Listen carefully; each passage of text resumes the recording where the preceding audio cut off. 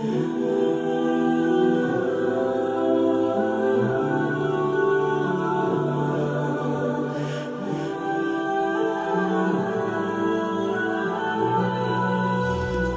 علیکم ناظرین، پروگرام روشنی کا سفر لے کر آپ کی خدمت میں حاضر ہیں۔ لفظ اللہ کے مجموعے کے حوالے سے آج گفتگو ہوگی، تو علامہ صاحب سے پوچھتے ہیں کہ یہ مجموعہ کیا ہے۔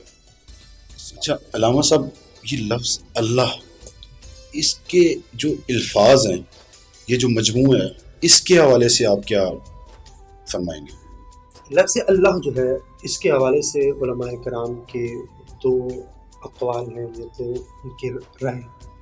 کچھ علماء کرام کا یہ موقف ہے کہ لفظ اللہ اس میں جامد ہے، کہ کسی سے بنا نہیں، یہ ایسا ہی ہے لفظ ہے، جیسے اللہ ہے، اور یہ ذات باری تعالیٰ کے ساتھ خاص ہے، اسی کا نام نامی اس میں گرمی ہے۔ لیکن جمہور علماء کرام وہ یہ فرماتے ہیں کہ لفظ اللہ جو ہے وہ اس میں مشتق ہے، یعنی کہ الفاظ سے مل کر بنا۔ یہ اصل میں جو ہے بالخصوص جو آپ نے علماء کی بات کر رہے ہیں، تو لغت کی کتاب ہے المفردات، اس کے مصنف علامہ راغب اصفہانی رحمۃ اللہ تعالی، بہت ہی اوتھینٹک اور مستند وہ لغت کی ڈکشنری کی کتاب۔ اس کے اندر آپ فرماتے ہیں کہ لفظ اللہ حقیقت میں الہ تھا، ٹھیک ہے، الہ کی حمزہ کو الف کر کے الف لام داخل کیا تو یہ اللہ ہو گیا۔ تو آپ یوں کہہ سکتے ہیں کہ لفظ اللہ جو ہے، یہ اس کے بارے میں علماء کا موقف یہ ہے کہ الف لام اور الہ، یہ دو ایسی چیزیں ان الفاظ سے مل کر اس کا یہ مجموع بن کر لفظ اللہ ہو گیا۔ اللہ بن گیا، زبردست۔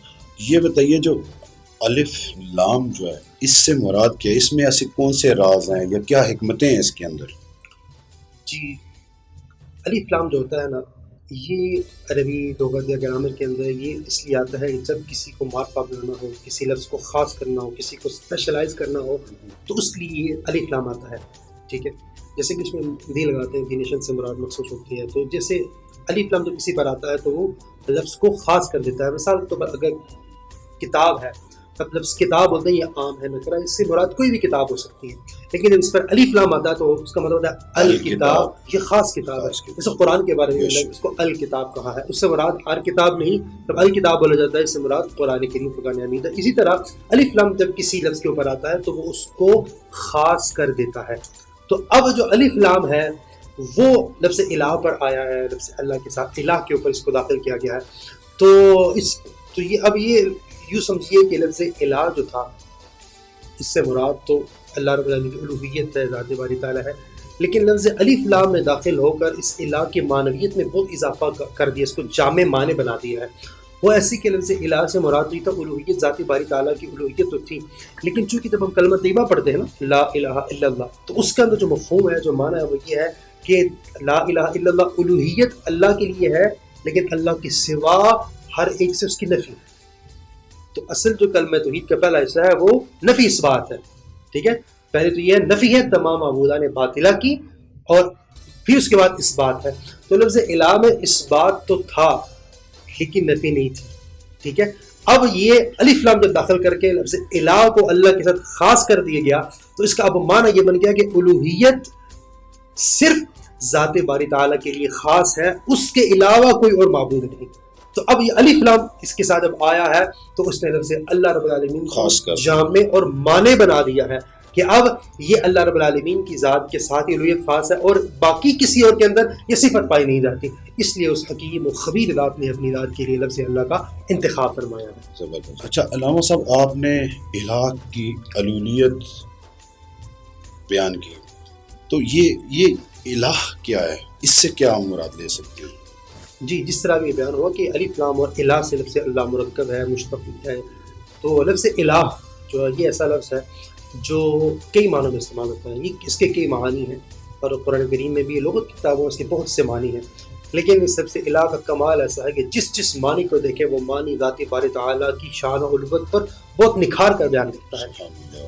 تو لفظ الہ کا ایک جو معنی ہے، اس کا معنی ہے یہ عبادت کرنا، اور اس کا ایک معنی یوں اس کا مفہوم بنتا ہے المعبود، کہ الہ سے مراد وہ جس کی عبادت کی جائے، جس کی بندگی کی جائے، جس کی پرستش کی جائے۔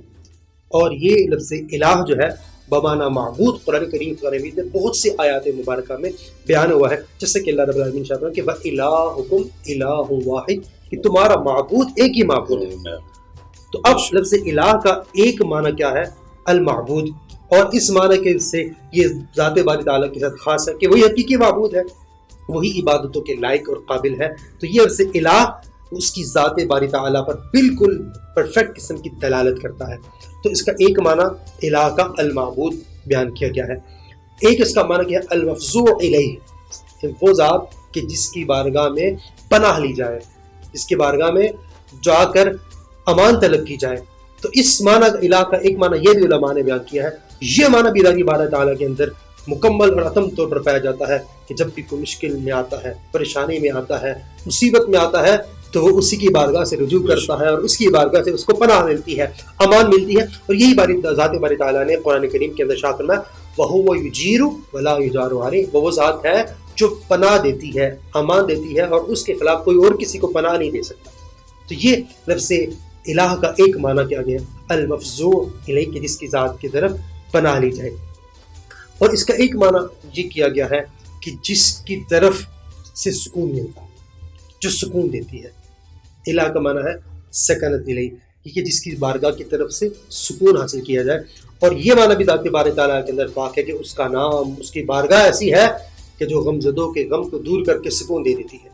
باری تعالیٰ نے ارشاد فرمایا کہ الا بذکر اللہ تطمئن القلوب، خبردار اللہ کے ذکر سے دل کو اطمینان اور سکون ملتا ہے. تو یہی وہ اللہ رب العالمین کی ذات بارگاہ ہے جو بندوں کو سکون دیتی ہے، اطمینان دیتی ہے، اور ان کو تازگی اور ان کا اضطراب ختم کر دیتی ہے. تو یہ معنی بھی اگر الہ کا مراد دیا جائے تو یہ ذاتی باری تعالیٰ پر بالکل پرفیکٹ آتا ہے. اور اس کے بانیوں میں سے ایک اور معنی بڑا پیارا ہے، اس سے مراد یہ ہے المحبوب، وہ ہستی جس سے محبت کی جائے، جس سے پیار کیا جائے، جس سے عشق کیا جائے. الہ کا معنی یہ ہے کہ وہ ذات جس سے پیار و محبت کیا جائے. اور ذاتی باری تعالیٰ کے بارے میں اللہ خود ارشاد فرمایا کہ والذین آمنوا اشد حبا للہ، کہ ایمان والے تو اللہ سے شدید محبت کرتے ہیں، اس سے پیار کرتے ہیں، اس سے عشق کرتے ہیں. تو اللہ رب العالمین نے جو لفظ الہ کا جو لفظ ہے، اس کے جتنے بھی معنی آپ بیان کریں وہ اللہ رب العالمین کی ذات پر مکمل اس کی ذات پر دلالت کرتے ہیں. تو یہ سمجھیے کہ جو لفظ اللہ ہے، اس سے مراد وہ ذات ہے کہ جو تمام عبادتوں کے لائق ہے، جو تمام محبتوں کا مرکز ہے، جو عقیدتوں کا مرکز ہے، جہاں سے ہر ایک کو پناہ ملتا ہے، ہر ایک کو سکون ملتا ہے، ہر ایک پر رحم و کرم کی برسات ہوتی ہے. تو یہ لفظ اللہ رب العالمین کا جو لفظ اللہ کا جو لفظ ہے، ذاتی باری تعالیٰ اور اس کی تمام ذات و صفات و کمالات پر بڑے حسن طریقے سے دلالت کرتا ہے. بقیہ پروگرام کا نوٹیفیکیشن حاصل کرنے کے لیے نیچے دیے گئے بیل آئیکن پہ کلک کریں اور سبسکرائب کریں. اللہ آپ کا حامی و ناصر ہو.